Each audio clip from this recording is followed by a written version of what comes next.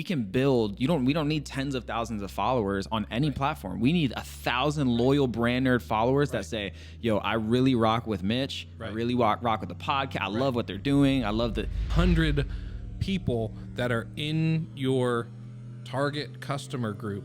Like, you know, for a small landscaping business, that's a gold mine. And he did another follow-up video just in tears because he was like, you guys carried me through a really hard month. Right. And I was able to do everything that I was normally do. Eventually, when you build those loyal followers that come to you, for your personality, for your viewpoints, for that like entertainment factor, they feel like they're your friend.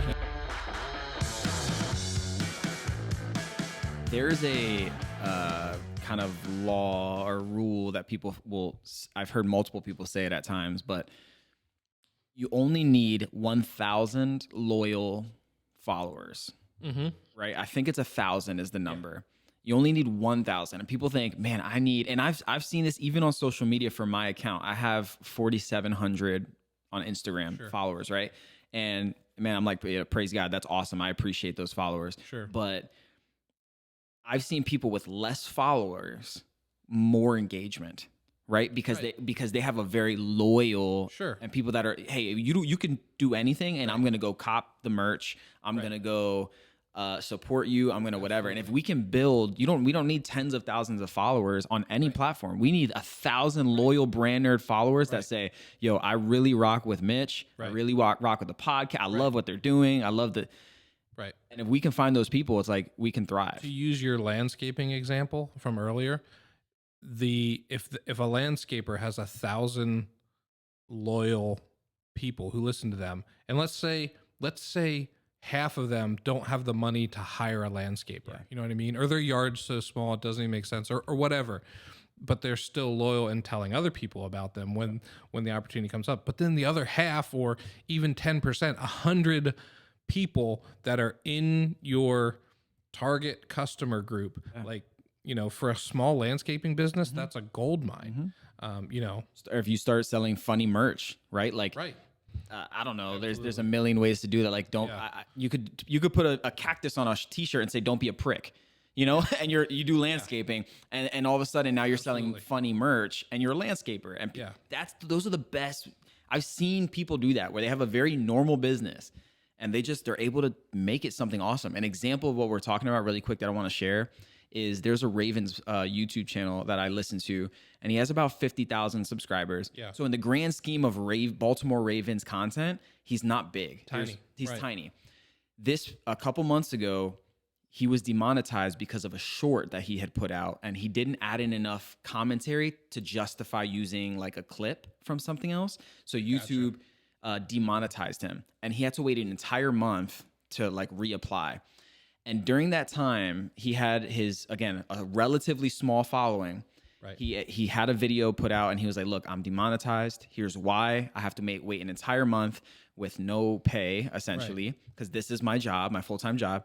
Wow. And people gave him the name freelancer. So everybody started calling him freelance, what are you doing? Like as a joke. Nice, yes. But two, the entire community his Patreon was not very big. Right.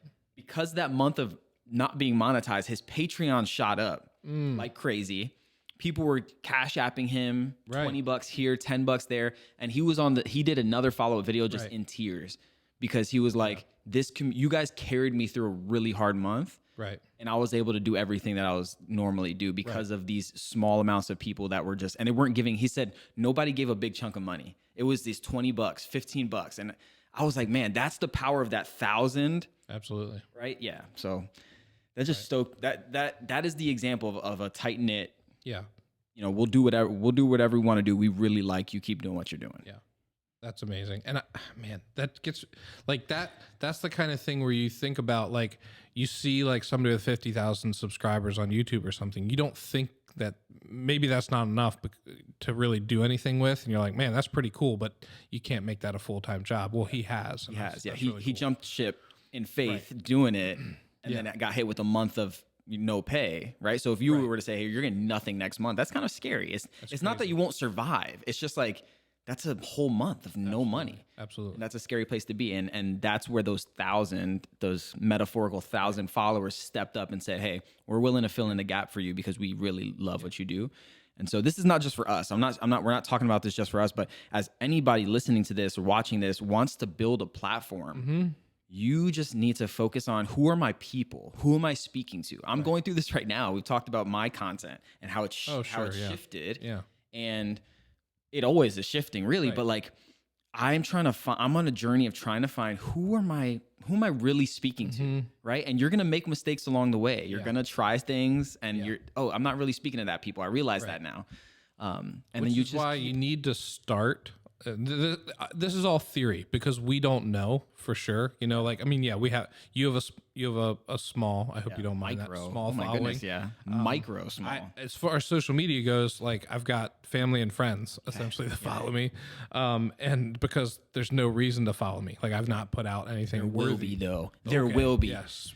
Good morning, Coopertine. I don't know why I went to Tim Cook, but no, I mean, they're very well could be, but the operating theory here that we're going under is that if you it's not if you build it they will come, but if you build it and you put it out there and the people that you need to reach find you, they will come. But that requires knowing who you're speaking to. So this podcast is for currently brand, and I say currently because I don't know the future, but right now we're talking to brand people, tech people, marketing people, AI people, entrepreneurship, podcast people. Yeah. You know what I mean? Because this is going to be a super fascinating case study, good or bad, for people to see how this goes. So niching down is really important, especially early on. You know that it's the opposite of what you would do as like a freelancer. Early on, if you want to go freelance, like, you kind of have to say yes to just about everything because you need to pay the bills. Yes. You know, but if you're smart, which I'll give myself a C for how I started my business. If you're smart, you start a niche business while you still have a full-time job, and then you go running with the niche once it has a chance to kind of build and gain momentum. Because niche is a snowball effect. Whereas if you do everything for everybody, then one day you're just overwhelmed. And that's kind of where I've found myself at times. Yeah. So the podcast strategy is speak specifically to certain people. Eventually, when you build those loyal followers that come to you, for your personality, for your viewpoints, for that like entertainment factor, they feel like they're your friend, you know, and they don't want to miss an episode and kind of see what's going on in your world. That is where, you know, you can maybe expand the niche a little bit. And so that's the thing that we've been talking about with your content. And what we don't want to do with our content is, hey, you've got 4 or 5 different kind of lanes that don't overlap much. I mean, there's other people like you, but that's a very specific person. It's like, oh, I'm into all these different things. So for us, it's about, hey, let's talk to these marketers, podcasters, maybe, like, really, it's not podcasters, it's wannabe podcasters, and business owner entrepreneurs. Right. If you enjoyed this Brand Nerd podcast clip, be sure to subscribe so you never miss an episode. In the meantime, here are additional videos you might find illuminating.